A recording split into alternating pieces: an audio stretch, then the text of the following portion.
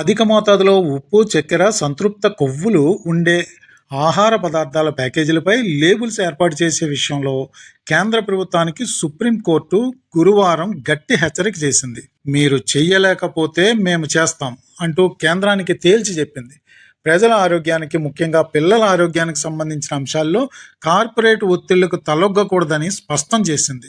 Justice JB Pardiwala, justice K Vinod చంద్రన్తో కూడిన ధర్మాసనం ఈ అంశంపై దాఖలైన ప్రజా ప్రయోజన వ్యాజ్యాన్ని విచారించింది. ఆహార పదార్థాలపై హెచ్చరిక లేబుల్స్ విషయంలో కేంద్ర ప్రభుత్వం, భారత ఆహార భద్రత ప్రమాణాల సంస్థ వ్యవహరిస్తున్న తీరుపై ధర్మాసనం తీవ్ర అసంతృప్తి వ్యక్తం చేసింది. FSSAI అధిక చక్కెర, ఉప్పు, సంతృప్తి కొవ్వుల గురించి అవగాహన కలిగించేందుకు ప్యాకేజీల ముందు భాగంలో స్పష్టమైన హెచ్చరిక ఉండాలని పిటిషనర్ తరపు న్యాయవాది వాదించారు. ఈ విషయంలో ఆహార పరిశ్రమ అభ్యంతరాలను మాత్రమే FSSAI పరిగణలోకి తీసుకుంటుందన్నారు. ఆహార ప్యాకెట్లపై హెచ్చరిక గుర్తులకు బదులుగా అదనపు చక్కెర, సంతృప్తి కొవ్వులు, ఉప్పు మొదలైన వాటిని రోజుకి ఎంత తీసుకోవచ్చో పట్టిక రూపంలో చూపించే విధానాన్ని FSSAI సూచించింది. అయితే ఈ విధానం వినియోగదారులకు అవసరమైనంత అవగాహన అందించదనే అభిప్రాయాలు వ్యక్తమయ్యాయి. ఈ నేపథ్యంలో కేంద్రం తీసుకున్న చర్యలపై సుప్రీంకోర్టు ప్రశ్నలు సంధించింది.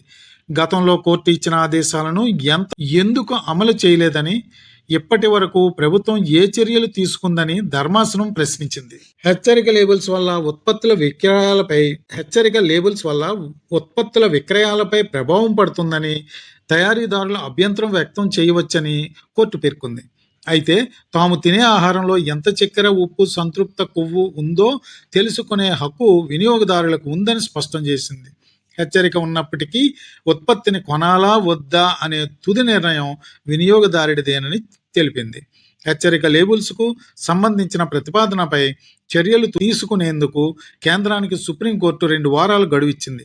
తదుపరి విచారణ సమయంలో అవసరమైతే తుది ఆదేశాలు జారీ చేస్తామని ధర్మాసనం స్పష్టం చేసింది. ఆహార పదార్థాల ఉత్పత్తి కంపెనీల కోసం ప్రచారం చేసే సెలబ్రిటీలు, సోషల్ మీడియా ఇన్ఫ్లుయెన్సర్లు ఆహార పదార్థాల గురించి పూర్తి వివరాలు తెలుసుకున్న తర్వాతే ప్రజలకు రికమెండ్ చేయాలని భారత ఆహార భద్రత ప్రమాణాల నిర్ణాయక సంస్థ ఆదేశాలు జారీ చేసింది. ఒక ఆహార పదార్థం గురించి వాణిజ్యపరంగా ప్రచారం చేసే ముందు దాని తయారీకి ఉపయోగించిన పదార్థాలు, వాటి మోతాదులు, దానిని తింటే కలిగే ప్రయోజనాలు, నష్టాలు తదితర సకల వివరాలను ప్రచారకులు ఖచ్చితంగా తెలుసుకుని ఉండాలని స్పష్టం చేసింది. ప్రజల ఆరోగ్యాన్ని దృష్టిలో పెట్టుకుని గురువారం ఈ మేరకు ఆదేశాలు ఇచ్చింది. కంపెనీలు తమ ఉత్పత్తుల గురించి చెప్తున్న వివరాలన్నీ నిజమేనా కాదా అన్నది ముందుగానే నిర్ధారించుకోవాలని సూచించింది.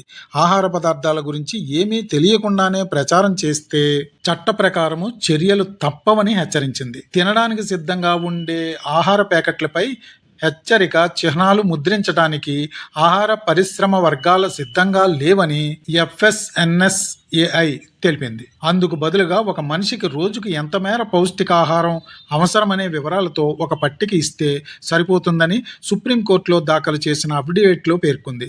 ఆ పట్టికలో ఒక మనిషికి రోజుకి ఎంత పంచదార, ఉప్పు, కొవ్వుల వంటివి అవసరమనే వివరాలు ఉంటాయని తెలిపింది. ఈ అఫిడవిట్ను nutrition advocacy in public interest నాపి తీవ్రంగా వ్యతిరేకించింది. కంటెంట్ నచ్చితే అలా చూసి వెళ్ళిపోకుండా సబ్స్క్రైబ్ చేయండి, లైక్ చేయండి, బెల్ ఐకాన్ నొక్కి నోటిఫికేషన్స్ ఆన్లో పెట్టుకోండి. జై హింద్, జై భారత్.